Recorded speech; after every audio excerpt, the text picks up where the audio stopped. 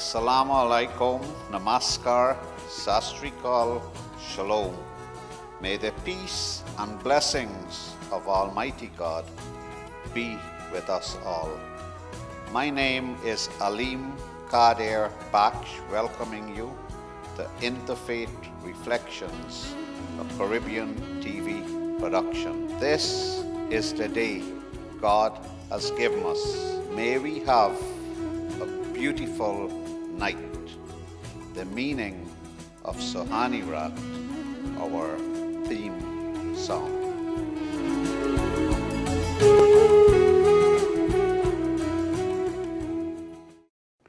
Assalamu alaikum wa rahmatullahi wa barakatuhu.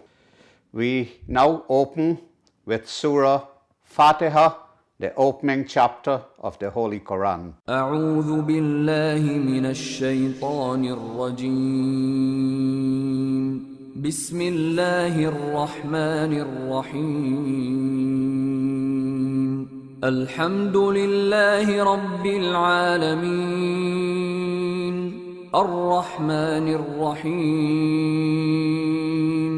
مالك يوم الدين. إياك نعبد وإياك نستعين. اهدنا الصراط المستقيم.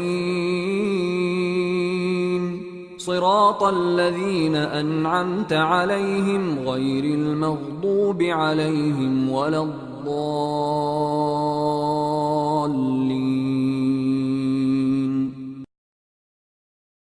Interfaith Reflections now presents Ustad Noman Ali Khan as he shares with us a most insightful viewpoint on Islam's stance against interest. الذين يأكلون الربا لا يقومون إلا كما يقوم الذي يتخبطه الشيطان من المس. So on the one hand, there's a person who worries about their future in the akhirah. لا خوف عليهم ولا هم يحزنون is their concern. They want to be from those people. They spend in the path of Allah all the time. And then there's a guy who wants to make money whether he's sleeping or awake.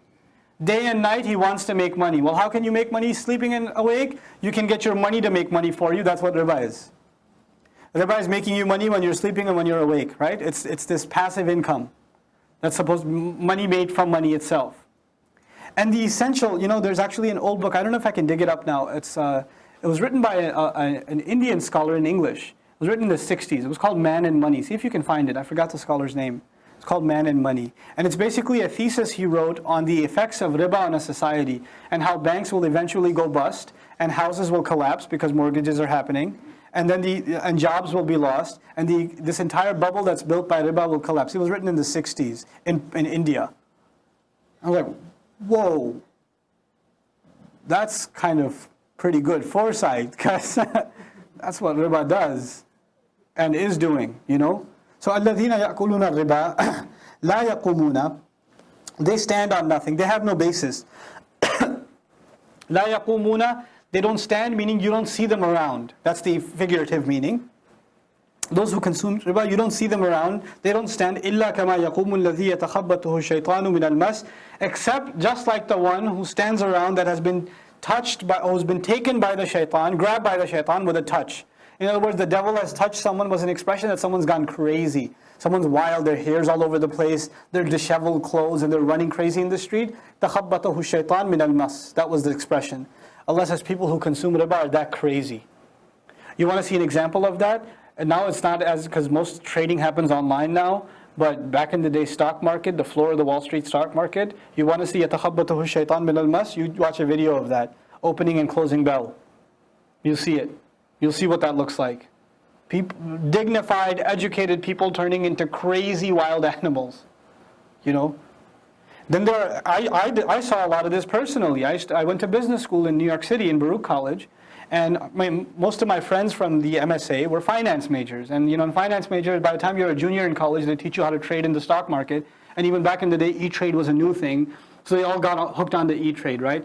And they're investing in all this stock, a couple of $100, $1,000, whatever they're investing. And they're sitting there on the computer screen in the library on their 56K connection. And they're waiting for the line to jump up. And it jumps up, and they jump up. And it goes down, and they go down. Oh my God. Oh, please, please, please, Ya Allah, please, please, please, let this riba rise. And then it rises up again, they jump up. In the middle of the library, the guy will scream, yes! Sell, sell, sell, sell, sell. They'll go crazy. This يَتَخَبَّتُهُ الشَّيْطَانُ مِنَ الْمَسِّ. Shaitan has got, it's like shaitan has touched them. Also, this implies you can't reason with them anymore. When they start tasting that kind of lifestyle of riba, then there's no reasoning with them. They go crazy.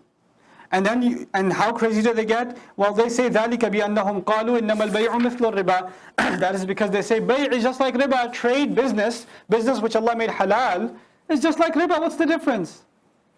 I rent a house, I pay the same money. I mortgage a house, I pay the same money. What's the difference? Financially, the same amount of money left my pocket. What difference does it make? I give somebody, money, and I give somebody $100, they pay me back 120 in 2 weeks. I give somebody $100, they invested it, made some profit, and paid me back 120. I still got 120. What's the difference? It's the same. Liquid assets, solid assets, it's okay. And those who study economics and finance, they can become a lot more sophisticated than I am to actually say, oh, it's all the same. There's really no difference. It's all good. So the more knowledgeable you are, the more halal you can make it. Right? The less knowledgeable you are, the more black and white the lines are for you. And then you use your knowledge to gray the lines and say, yeah, it's all good. It's all fine. Everything's fine. And then on top of that, there's the new logic. Oh, I'm going to take a student loan. The new riba, right? The riba that's eating away at the Muslim community, student loans. 30, 40, 50, 60, 70, 80, $100,000 in student loans to do an accounting major. Do some accounting. What are you going to get in an accounting major? What kind of salary are you going to earn? And how long will you have to earn that salary to pay off to become an accountant? Do some math. Talk to people in your field. It's not even good dunya business. It doesn't even make sense in the worldly sense financially. What to speak in the akhiras. And then people want to go to prestigious schools, so they want to pay 3, 4, 5, 6 times what a state school will ask for, or what a city school will ask for. And in the end, they're both jobless. Right? Seriously. They're both jobless. All this prestige and all that name, all you paid for was a whole bunch of debt. That's all you paid for. I want you to guys, if you get a chance, if you find any time other than reading Quran, which should take up most of your time, if you find that time outside of that, read this book. It's called Brand Washed. It just came out, a recent book. It's awesome.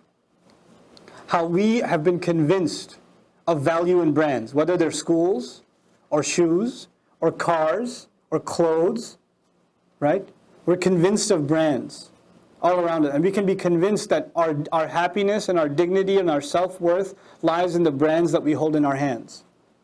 SubhanAllah.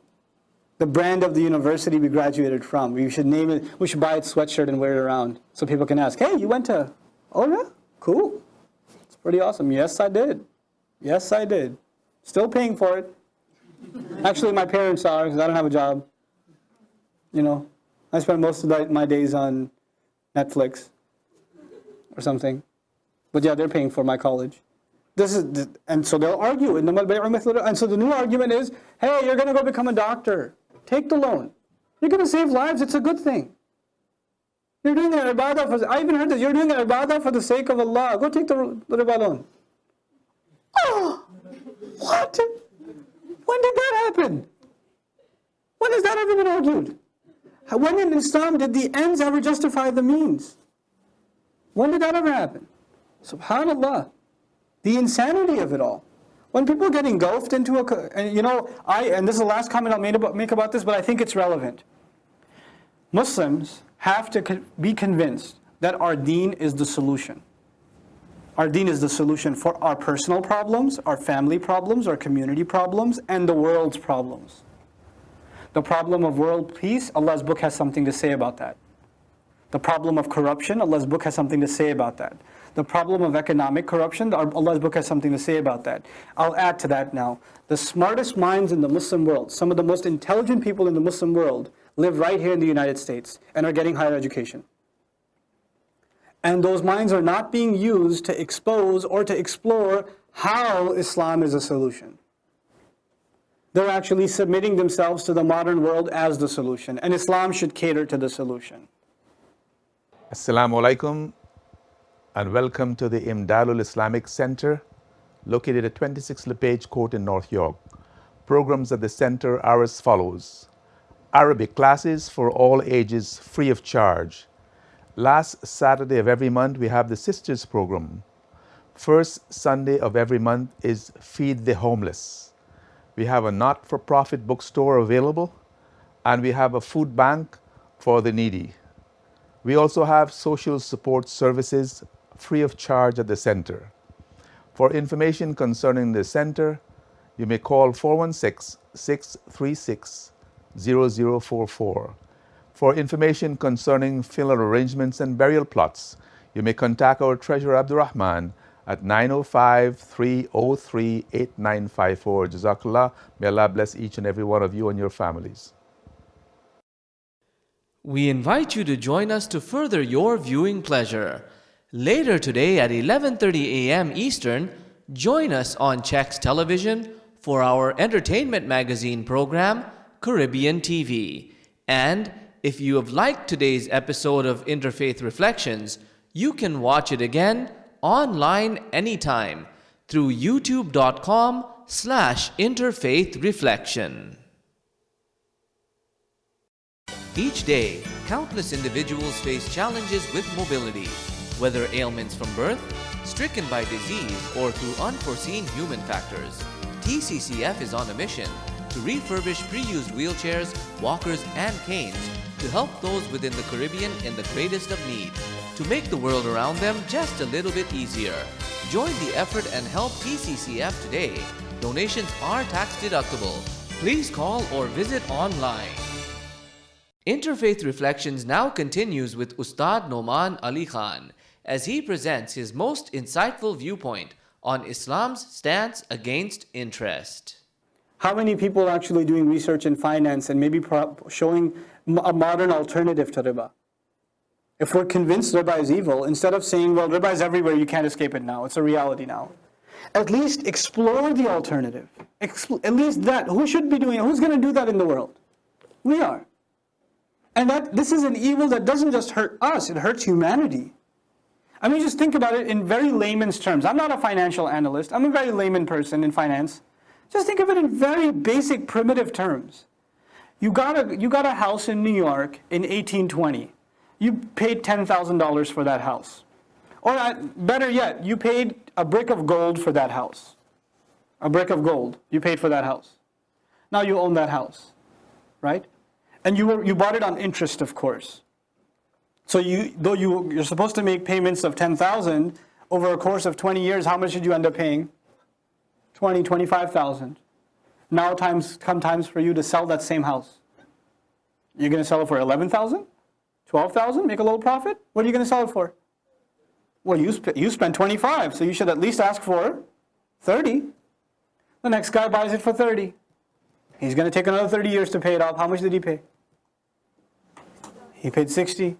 He's going to sell it. He's going to sell it at least for $70,000. The next guy buys the same house, same brick, same foundation, same patch of land, same physical material value. But the next generation and the next generation and the next generation, it becomes more and more and more and more difficult for them to afford the same thing. The same exact thing becomes more and more and more difficult for them to afford. And perhaps even the previous generation died paying it off, paying 3, 4, 5, 6, 7 times the price of what it was actually worth, and left their children in debt or homeless. Is that not what's happening around us? You know? And then you know what our government did? They collected gold, right? It was illegal to keep gold. You had to sell it back to the government. So imagine you had gold, a brick of gold, back in the late 1800s. You had a brick of gold, you had to give it back to the U.S. Treasury. So they gave you $20,000 for your brick of gold, right? Some time has passed by now. You take those same $20,000, the great-grandkids of that guy, he takes the $20,000 back to the bank and says, can I have my brick of gold back, please? He can get a coin. Had he held on to the brick of gold, was that value sustained? Yes. Did he take the cash, that value was sustained, or was he robbed? Those generations got robbed of that wealth. People got robbed of that wealth. That's what riba does. That's what it robs people of value, of good hard-earned money. These people, honest, like non-Muslim people, Our fellow American citizens, they have decent jobs. They got themselves into predatory loans. They bought homes for $150,000, $200,000, not mansions, decent-sized homes, and they were paying $1,500, $1,600 in a mortgage, but it's adjustable rate, right? So they jumped the rate from 5% to 8% to 12%, and now all of a sudden, within a month, their mortgage payment went from $1,500 to $3,500. They can't afford it anymore, and so now they're paying for a house that's worth $200,000. They're paying $600,000, $700,000, and they can't. So they're kicked out of their house, and then the bank sells it off. Oh, at a loss of $300,000. A poor bank only got to make $100,000 this time. That's riba. That's how riba is eating away at not just us, all of society. It's a means of oppression in society. So when Muslims don't do serious research in this area, it in and of itself suggests that we've become defeatist. We don't think there's a solution. We're not confident Allah has a solution. He does. His book does. And it needs to be brought to light. And I believe really we have some very intelligent minds, and they can do work in this area, and we can have another economics. We can have clean economics. We can have clean capitalism. We can. Halal capitalism. We can develop that as an industry, an entire economic model. And if the entire world doesn't follow, the Muslims can commit themselves to it, and when the rest of the world sees the benefit of it, they'll follow suit. I told you, right? A brother I met only became Muslim because he read up on Islamic financing. He was a Wall Street guy. Looked up ethical financing online. First thing he found was Islamic concepts in financing. He's like, this is way too ethical. It can't be anything but God's religion. Didn't even read the Quran. Just because we are against riba, he became Muslim. A Wall Street guy. That's incredible. So we're holding on to something. We have something. We have to expose it to people. People aren't going to come to it. People don't come to guidance. We take guidance to people. May Allah Azza wa Jal give our youth and our minds the ability to be put in the right direction. وَأَحَلَّ اللَّهُ الْبَيْعَ وَحَرَّمَ الرِّبَا. Allah, instead of explaining the intricate differences between business and riba and the fine lines between liquid assets and solid assets and all that jazz, Allah just says one thing and closes the case. Here's the reason why you can't have riba. Because you're crazy, there's no reason to reason with you. Why are you crazy? Because shaitan's touched you already. There's no reasoning that'll work with you. So the only thing you need to hear is Allah made bay', trade, business halal. And Allah made riba haram. وَحَرَّمَ الرِّبَا فَمَنْ جَاءَهُ مَوْعِظَةٌ مِّن رَبِّهِ. Then the one to whom a counsel from his master came. A counselor and counsel from his master came. Somebody gave them really good advice that went inside their heart, and they felt, yeah, I need to get out of riba. I need to stop making money off of riba. فَانْتَهَا. Then he stopped. فَلَهُ مَا سَلَفَ. Then he'll get whatever he earned in the past. Before this ayah came down, some Sahaba were involved in riba. Now the ayah came, and they're like, okay, I'm going to stop immediately. I'm not collecting any more interest payments. You just pay me exactly what you owe me. But whatever he earned in the past, he was worried about that too. Allah says, no, you get to keep what you already had. فَلَهُ مَا سَلَفَ. Whatever occurred in the past, he gets to keep. وَأَمْرُهُ إِلَى اللَّهِ. And his decision is with Allah. In other words, he shouldn't feel very safe either. وَأَمْرُهُ إِلَى اللَّهِ. وَمَنْ عَادَ. And whoever comes back and starts collecting riba again, فَأُولَٰئِكَ أَصْحَابُ النَّارِ. And those are people of fire, هُمْ فِيهَا خَالِدُونَ, in which they will remain. يَمْحَقُ اللَّهُ الرِّبَا. Allah obliterates riba. Allah eliminates riba. وَيُرْبِ الصَّدَقَاتِ. And He raises sadaqat. Yurbi is the same root origin as riba. Arba, yurbi, to raise something. Raba, to rise yourself. Riba, to something to swell and rise yourself. Riba is also used for mutated growths. Like, you know how potatoes get some mutations on the side sometimes? They're also called ribas, like unnatural growths. Riba is unnatural growth of your wealth. And Allah says, Allah will make your sadaqat grow unnaturally. He'll make them even more powerful and sustained in society, but Allah will obliterate riba. We're seeing Allah obliterating riba in society now. The housing crisis, the credit crisis, this is Allah obliterating riba. يَمْحَقُ اللَّهُ الرِّبَا وَيُرْبِ الصَّدَقَاتِ. And He will elevate charities. وَاللَّهُ لَا يُحِبُّ كُلَّ كَفَّارٍ أَثِيمٍ. And Allah does not love every single one of those who are excessively disobedient, excessively ungrateful, and constantly in sin. What an incredible combination. And we'll end with this, كَفَّارٍ أَثِيمٍ. Kaffar is different from kafir. Kafir is ungrateful and disbeliever. Kaffar is excessively ungrateful. Someone who engages in riba has engaged in an incredible act of ingratitude towards Allah, because it's a highly selfish act to deal in this heinous practice. They're always making money, I told you, even when they're sleeping. So they're constantly making money. So Allah uses the ism sifa, something you learn in sarf. The ism sifa is athim with a ya in it, which means someone who's constantly in sin, because the riba is constantly growing.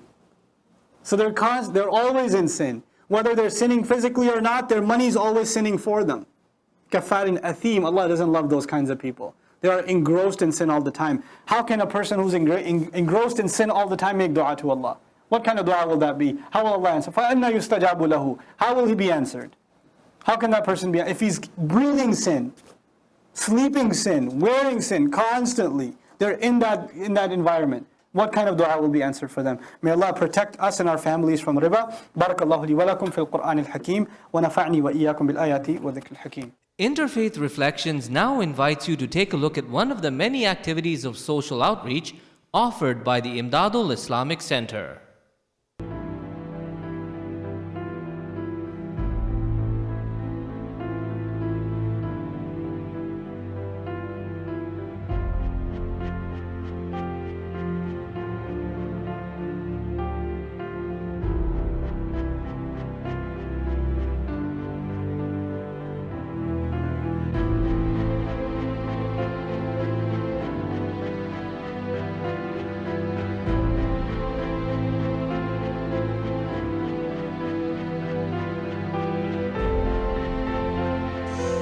This project we have started at Imdadul Islamic Center approximately a little bit over 2 years. But this was an ongoing project prior to it become aware to us that this need for the homeless downtown is required. But our center has been feeding the homeless and the less fortunate in our community, but we have extended that beyond our community as well.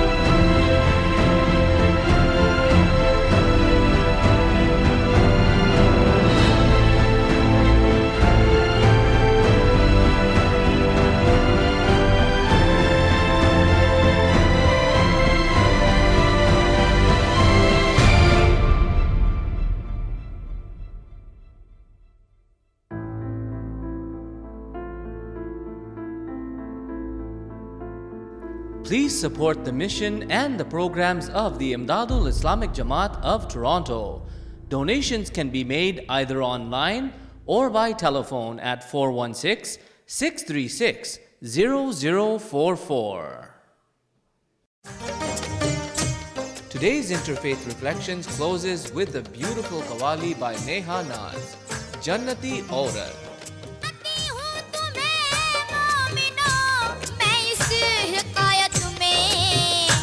औरत है सबसे पहले जो जाएगी जन्नत में वो कौन औरत है सबसे पहले जो जाएगी जन्नत में वो कौन औरत है सबसे पहले जो जाएगी जन्नत में थे घर में एक दिन बैठे हुए सुल्ताने पहरों पर न जाने क्या ख्याल आया कि बोली बिनते पैगंबर ए महबूबे खुदा ये अर्ज मेरी पेशे खिदमत है सबसे पहले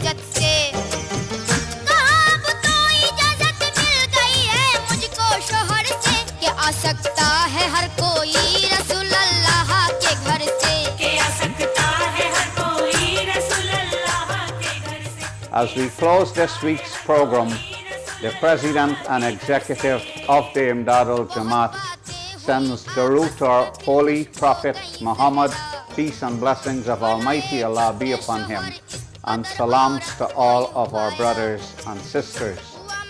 Interfaith Reflections and I join with the members of the Imdadul Jamaat in wishing you do enjoy the day, and may Allah richly reward you for the sacrifices that you make. Assalamu alaikum wa rahmatullah wa barakatuhu.